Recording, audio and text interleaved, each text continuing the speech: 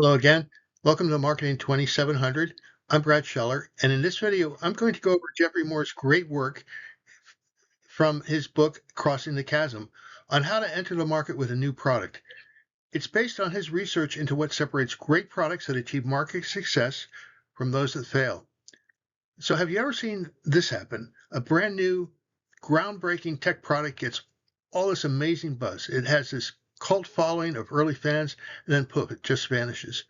It's a story that plays out all the time, and we're going to crack down and open up the playbook and explain exactly why this happens, and more importantly, how to make sure it doesn't happen to you and your concept. I mean, this is the $1 million question, right? You've got a killer product. You've got these great first few customers who absolutely love you. You got momentum. By all accounts, you should be on a rocket ship to the moon. But for most companies, that rocket ship just runs out of fuel and crashes into this invisible, deadly canyon. So where does it all go wrong? Well, the problem starts with this. This is a really dangerous idea.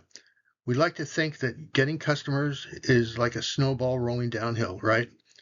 It just naturally gets bigger and bigger, and we assume those early wins are going to be the things that carry us right into the big leagues, the mainstream market. But that's a total illusion. And for a startup, believing in that illusion is fatal. Because here's the truth. The market isn't one big happy family. It's actually a series of separate, distinct groups, kind of like different tribes. And here's the kicker. They don't really trust each other. Between those first few tribes of enthusiastic fans and that huge Main Street market, well, that's a massive gap, a void. This is the chasm, and it's where promising companies go to die. Okay, so if we're going to conquer this thing, we first need to understand the lay of the land. The market is divided into at least 5 distinct groups, according to Geoffrey Moore, each with its own personality, psychology, and reasons for buying. So let's meet those 5 tribes of tech. Now, this chart isn't just about the size of each group. It's really about their motivation, what makes them tick. See on the far left, you've got the innovators and the early adopters. Together, they're only about 16% of the market. They buy new tech because it's new, exciting, and it represents change. But everyone else, that huge chunk on the right, they buy for the exact opposite reason. They want to avoid disruption. And here's the actual way that Geoffrey Moore breaks it down into the segments. You have the early innovators who, again, get excited by the promise. The early adopters who see something that looks very promising, and they might not be the forefront, but they're right behind the innovators. Then you have the early majority, and they are starting to be the pragmatists that you need to consider their needs differently. Then you have the late majority and the laggards. This has been shown over and over again. And right here, this is the chasm in a nutshell. The early adopters, the visionaries, they're buying a dream. They get excited about potential, and they're okay with things being a little messy. But the early majority, the pragmatists, no way. They are buying a proven, reliable solution. They hate risk. They want to see it working for people just like them, and they absolutely will not buy a dream. In fact, what gets visionaries excited is the very thing that terrifies pragmatists. So the huge takeaway here is that you can't talk to these groups in the same way. The marketing pitch, the sales strategy that won you those first visionary customers, it's going to fail and fail spectacularly with the early majority. You have to completely change your approach. So, okay, we defined this terrifying gap. So how on earth do you get across it? Well, the strategy isn't about building a nice, gentle bridge. This is an all-out invasion, and it's modeled on one of the most famous military operations of history, D-Day. This quote, I think, is everything. It's the core idea of the entire strategy. When you're in the chasm, you're running low on cash, on people, on time. The temptation is to chase every shiny object, hoping something works out. That's a recipe for disaster. The only way you survive is to focus every single ounce of your energy on one specific point of attack. Your D-Day is all about picking a beachhead. That's one small, super specific, narrowly defined customer segment inside that big early majority market. This is not about selling to everybody. It's about becoming the undisputed big fish in one very, very small pond. Total domination in a tiny niche. Now, here's the key. You don't pick this beachhead based on a gut feeling. As you can see, it's a cold, hard, analytical process. You brainstorm all the possible scenarios where your product solves a painful problem. You score them against a clear set of rules. You pick the undeniable winner, and then, this is the hardest part, you commit. You put all of your chips on that one number and you ignore everything else. So what makes for a good beachhead? Well, the number one thing you're looking for is a hair on fire problem. The customer's pain has to be so bad, so urgent, they have a compelling reason to buy right now, not next quarter, now. You also have to find the person who can actually sign the check. And you have to be 100% sure you can deliver a complete solution to their problem. Okay, so let's assume that you've picked your beachhead. Now it's time to assemble your invasion force. And listen, for the pragmatists out there in the mainstream market, just your product alone is not going to cut it. They don't buy products, they buy solutions. You have to give them what's called the whole product. So what do I mean by that? Well, you have to get this concept. It's absolutely crucial. The whole product is everything, and I mean everything. The customer needs to get the result they want. It's your product, sure, but it's also the training, the customer support, the integrations, the consulting, the whole shebang. Pragmatists refuse to assemble it themselves. If you hand them a box of parts, they'll just hand it right back. So let's break down this whole product idea into components, and we can look at it in 4 levels. Your generic product is just what you literally ship in the box, but to get across the chasm, you need to deliver at a minimum the expected product, what they need to get the job done. But to really win and dominate that beachhead, you have to provide the augmented product, the guaranteed solution for their success. All right, let's get to this phase. You've got your beachhead. You figured that out. You built your whole product solution. The invasion is ready to launch. Now it's time to define a battle in terms the mainstream market can actually understand.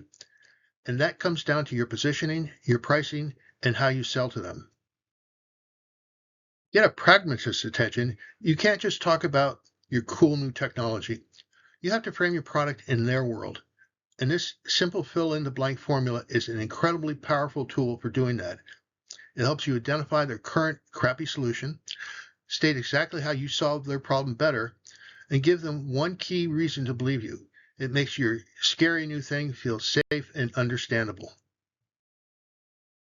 So we do know what the pragmatists want. They want safety, proof, peer validation. But here's the million-dollar question. How do you actually talk to them? Because here's the thing.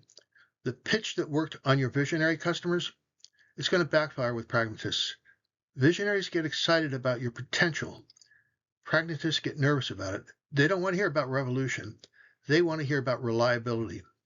And that's where Moore gives us something incredibly practical, a positioning statement formula. Think of this as a fill-in-the-blank template for how to frame your product so the pragmatists actually listen. It has 3 parts, and each one maps directly to a question the pragmatist is asking in the back of their mind. Part 1.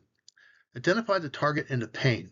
You start with something like, you name the target customer, who are dissatisfied with whatever this alternative is.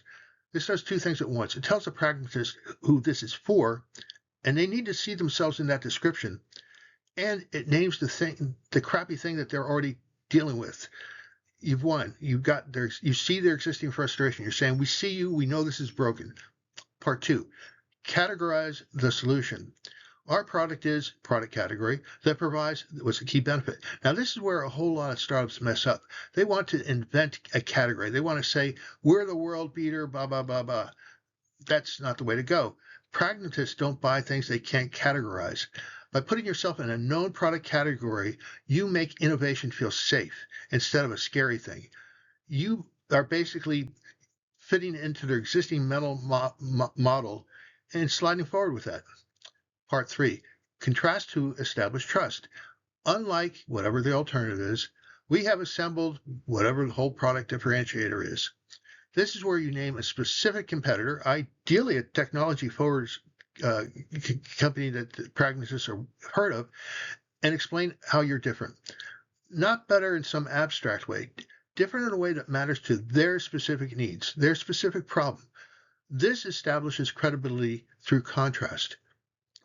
Every single component maps to a subconscious question the buyer is already asking. Who's this for? What are you offering? Why should I trust you? What's the benefit? Moore's template answers all these in a single statement. So this positioning statement isn't just a tagline. It's powerful. It's not going on the website homepage, but it's the internal alignment tool. It forces your entire team to agree on exactly who you're targeting, what problems you're solving, and why you're the right choice. Once everyone is aligned on this statement, every piece of marketing, every sales conversation, every product decision flows from it. And remember, for the pragmatist, this isn't about buying the most innovative. It's about being the safest innovative choice. Now, here's another big idea, very important. Your sales channel has to change completely to reach this new group. Before the chasm, you're basically just taking orders from visionaries who are already looking for you. But to cross the chasm, you have to create demand where it doesn't exist. That means taking a direct, hands-on, consultative sales team or process that can educate a skeptical buyer and guide them through a solution. More and more, I see that these tools are done through demos online or YouTube videos or other marketing vehicles that demonstrate it with support group ready to answer questions. But it's a new way to market. You've got to get to them and talk in their terms. And here's another issue. What about price? Probably your gut instinct is going to say price it low to get more customers, right? Wrong. That's a fatal mistake in the chasm. To a pragmatist, price equals quality.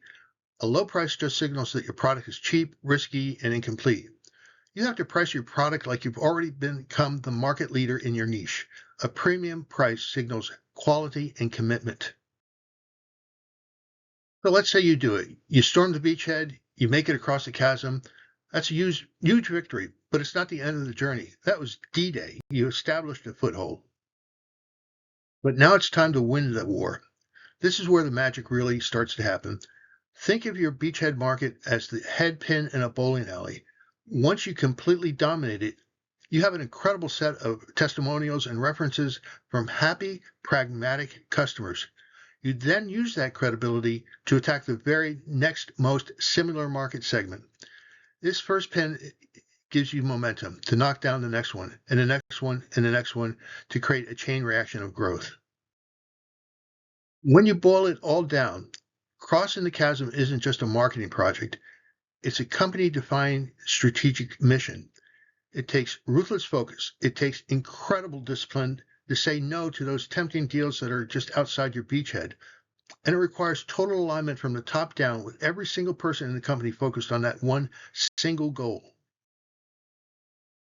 So, to sum it up, this all brings us to the final critical question. It's pretty easy to build a company that can chase exciting one-off deals with visionaries.